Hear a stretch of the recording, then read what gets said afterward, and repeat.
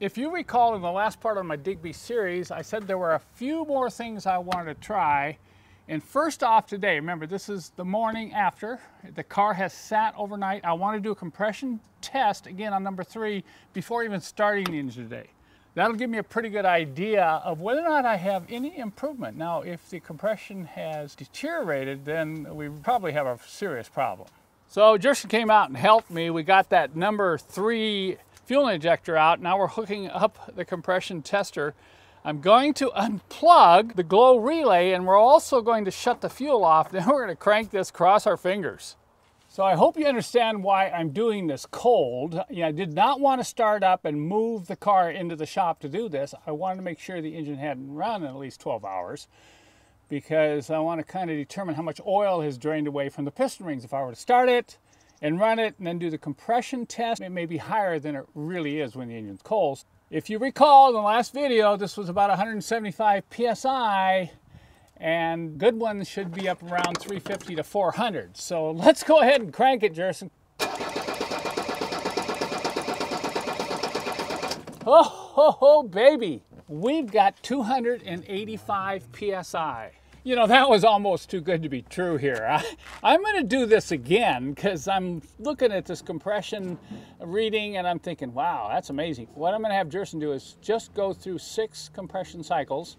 And we're not only going to watch where the compression ends up, but we're going to watch how fast it comes up because it's coming up a lot faster than it was the last time we tested it. So just for the fun of it, I'm going to have Jerson do 3 compression cycles and stop, and then we're going to do 3 more. Got that, Jerson? Okay, crank, I'll count. 1, 2, 3. Look at that, we're already at 230. Okay, do 3 more. 1, 2, 3. Okay. Look at that. 280, 282 right there. There's one other thing I'm going to do because we should have an engine that fires on this cylinder with this kind of compression.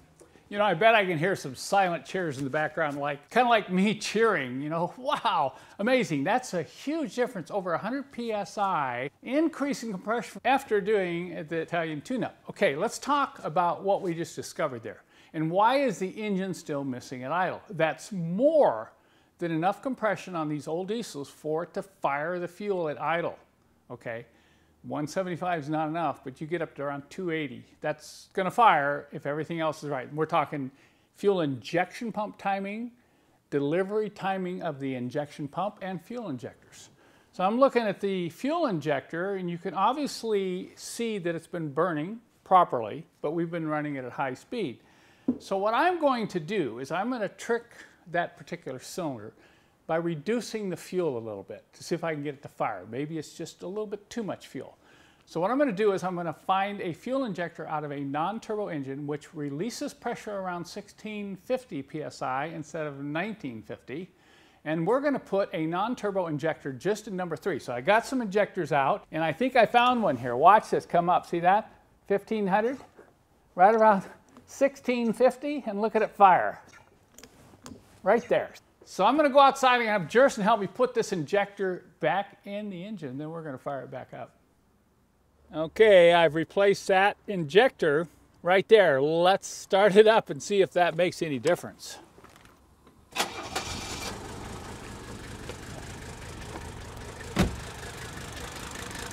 Well, look at that. Now let's bring it off idle a little bit. Okay, we still got a miss right there. You can hear it. See that? It's trying to fire right in there.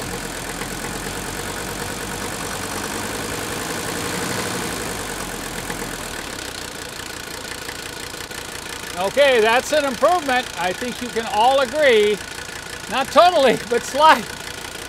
Now I'm going to roll it over closer to the shop and we're going to do one more test. I just had Jerson take old Digby around the patch a couple times and warm this thing up.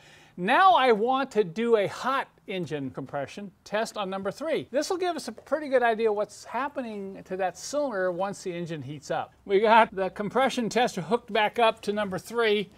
You ready, Jerson? Well, let's go through 3 compression cycles just like we did the last time, and then we'll do 3 more. Go ahead. 1, 2, 3, halt. Okay, we got 225. That's slightly higher than previous. Okay, 3 more. 1, 2, 3. Okay, we're at 287. So maybe we got 3 or 4 more PSI. But that's a really good indication, folks. If you've got the same compression on a cold engine that you have on a hot engine, you know, we have enough compression on number 3 that that thing should be firing properly. So it's doing a little bit better. But right now, I'm going to have Jerson start this baby up. It may run rough at first because we'll have air in the system. But we'll watch and see if we get this to smooth out a little bit. What? Go plug. Jerson just told me plug in the glow plugs. Well, let's have a little fun, Jerson, okay? Let's see if this thing will start without glow plugs. All right, let's try it. Look at that. You know, that's another indication of fairly good overall compression when you can start an engine. Of course, it's warm, but that engine started up pretty quickly without even using any glow plugs.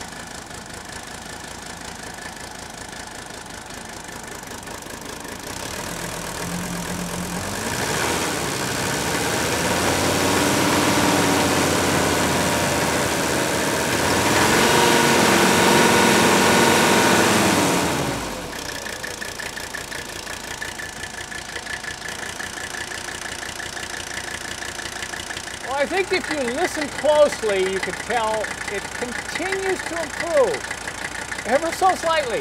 But this is a lot better than part 1, if you remember how rough this engine ran when we first got it. So you're thinking, well, can't you just save Digby? Well, kind of. You know, the problem is Digby needs a whole bunch of other work. You know, it's got oil leaks, it's got that problem with the oil pressure line. You know, the owner wants to come and get the tires off it. She didn't give me the tires. She wants to keep the battery. Am I going to save Digby? I don't know if I have the time. So what's your Digby plan, Dad? Well, I probably will just park it because I really don't have the time to do much more on Digby. We can't park it now. Everyone wants to see everyone wants to see Digby alive. Well, you gotta get it running. Okay, but I don't have. Well, when am I going to have the time to work on it? I got other things to work on here. Well, maybe I'll do the work. You will? Yeah. Okay, I want you to come out tomorrow, and I want you to prove it. I want you to come out here, and the first thing I'm going to have you do is change these tires and wheels. Okay, you got yourself a deal. Got a deal. All right.